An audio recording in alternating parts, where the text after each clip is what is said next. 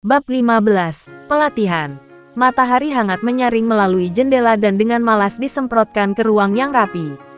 Di dalam ruangan, seorang pria muda dengan tubuh bagian atas telanjang sedang duduk disilangkan dalam mangkuk kayu. Kedua tangannya disatukan menjadi simbol yang aneh. Kedua matanya tertutup rapat sementara napasnya tenang tapi kuat. Dalam mangkuk kayu di bawahnya, cairan hijau misterius itu anehnya berkilau. Saat dia berlatih lebih lama, cairan hijau di dalam mangkuk mulai menguap perlahan, mengeluarkan aliran udara hijau muda. Aliran perlahan mengangkat ke atas dan menggeliat ke hidung pemuda itu dengan napas. Begitu aliran itu ada di dalam tubuhnya, wajah pemuda itu menjadi berkilau dan mulus seperti giok putih. Seolah-olah dia merasakan doki yang semakin meningkat di dalam tubuhnya. Wajah pemuda itu menunjukkan senyuman ringan. Setelah mengkonfirmasi kesuksesannya, pemuda itu tidak berhenti di situ. Matanya masih tertutup rapat dan kedua tangannya tetap di posisi yang sama. Dia bahkan tidak bergeming dan mempertahankan posisinya yang efisien secara maksimal saat dia dengan rakus menyedot energi dalam cairan hijau.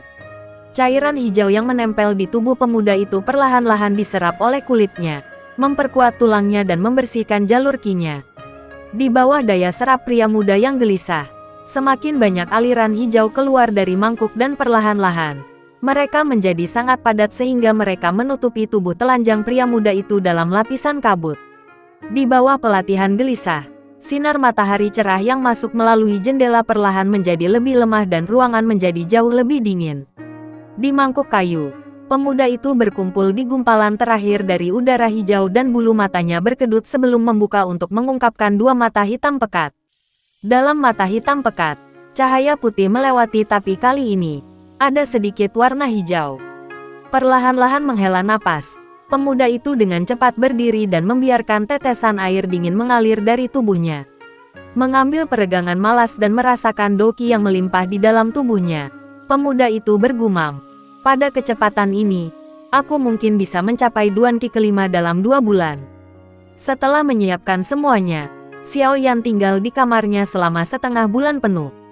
Pada saat dia tinggal di kamarnya, selain makan dan menghadiri acara tubuh, dia telah melatih qi-nya tanpa henti.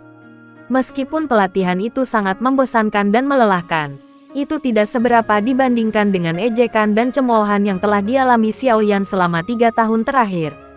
3 tahun penuh ejekan telah mengajarinya betapa pentingnya kekuatan di dunia ini. Meskipun hari-hari berlalu dengan melelahkan, hasilnya menyenangkan. Efek dari mangkuk ramuan Yao Lao jauh lebih kuat daripada apa yang Xiao Yan dan bahkan penciptanya, Yao Lao pikir itu akan terjadi. Yao Lao telah meramalkan bahwa setidaknya butuh sebulan untuk Xiao Yan untuk sampai ke 4 Duan Qi. Tetapi Xiao Yan hanya mengambil setengah waktu itu. Mendengar ini, bahkan Yao Lao terkejut dengan kecepatan dan efisiensi yang dilatih Xiao Yan. Meskipun Xiao Yan telah melakukan ini sebelumnya, kecepatan di mana dia pergi sekarang, bukankah agak terlalu luar biasa? Bagian terpenting dan terberat tentang melatih doki ada di dasarnya. 10 Duan Qi akan membawa orang 10 hingga 20 tahun. Tentu saja, sekali seseorang menjadi doze maka kecepatan pelatihan mereka akan meningkat secara eksponensial. Jika seseorang hanya dapat menaikkan 1 Duan Qi dalam setahun sebelum menjadi doze maka orang yang sama itu mungkin bisa naik beberapa bintang dalam setahun sekali setelah menjadi doze. Ketika kecepatan pelatihan condong ke masa-masa selanjutnya, kinerja Xiao Yan dalam setengah bulan mengejutkan untuk sedikitnya. Berjalan keluar dari mangkuk tanpa ragu-ragu, Xiao Yan melihat kembali cairan hijau yang lebih ringan di dalam mangkuk. Warna yang lebih terang jelas karena pelatihannya dan dia dengan tak berdaya menggelengkan kepalanya sambil berbisik, bisakah ini bertahan selama 1,5 bulan lagi? Menyeka tetesan air yang tersisa, Xiao Yan secara acak mengenakan pakaian baru dan merangkak ke tempat tidurnya yang lembut. Setelah melakukannya, dia meraih ke belakang bantalnya untuk mengambil potongan logam hitam pekat itu. Karat pada potongan baja sudah disapu oleh Xiao Yan untuk mengungkapkan permukaan yang halus dan bercahaya. Itu cukup misterius. Selama setengah bulan terakhir, Xiao Yan telah dengan saksama mempelajari potongan logam yang berisi teknik dosuan level rendah ini setiap kali ia berhenti dari pelatihan. Dalam setengah bulan, di bawah instruksi Yao Lao, Xiao Yan akhirnya memiliki sedikit pemahaman tentang teknik yang terlibat. Tetapi karena kurangnya doki, dia tidak bisa menggunakannya untuk hal-hal berguna yang membuat Xiao Yan sedikit kecewa. Menempatkan potongan logam di antara kedua telapak tangannya, Xiao Yan menutup matanya dan menggunakan persepsi jiwanya untuk mengamati lempeng logam hitam. Dengan menenangkan napas Xiao Yao, ruangan itu sekali lagi damai. Keheningan panjang berlalu sebelum Xiao Yan membuka matanya lagi dan mengangkat tangan kanannya. Tangan kanannya melengkung menjadi cakar dan cahayanya doki. Di bawah desakan Xiao Yan, dengan cepat melewati beberapa ki dan titik-titik tekanan di telapak tangannya untuk menjadi kekuatan penarik. Peng! Vas keramik yang ditunjuk oleh Yan Yan membuat beberapa lingkaran sebelum jatuh dari meja. Dan dengan tabrakan yang jelas, itu hancur berkeping-keping. Hah! Meskipun teknik Do berada di tingkat Xuan, doki saya terlalu rendah dan saya hampir tidak bisa menggunakan teknik itu. Melihat kehancuran yang disebabkannya, Xiao Yan berbisik pada dirinya sendiri. Melihat kekuatan yang dimilikinya sekarang, jika aku ingin memiliki kekuatan yang cukup untuk menyedot seseorang ke arahku maka aku harus berada di 7 Duan Qi.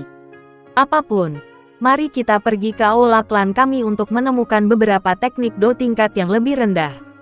Tangan hampa ini tidak akan banyak berguna untuk beberapa waktu, tapi karena saya bisa melatih doki saya lagi, saya tidak perlu menggunakan metode bodoh saya yang saya gunakan sebelumnya. Menghela nafas lagi, Xiao Yan turun dari tempat tidurnya dan melirik cincin hitam yang tidak bergerak sebelum meninggalkan rumah. Mengernyitkan matanya dan menyesuaikan diri dengan matahari yang terik, Xiao Yan dengan hati-hati menutup pintu sebelum dengan malas berjalan ke jalan batu menuju kamar-kamar belakang klan. Di sisi jalan batu ada pohon willow zamrud hijau. Hijau berlimpah itu terasa menenangkan dan sangat kontras dengan panas yang menyengat.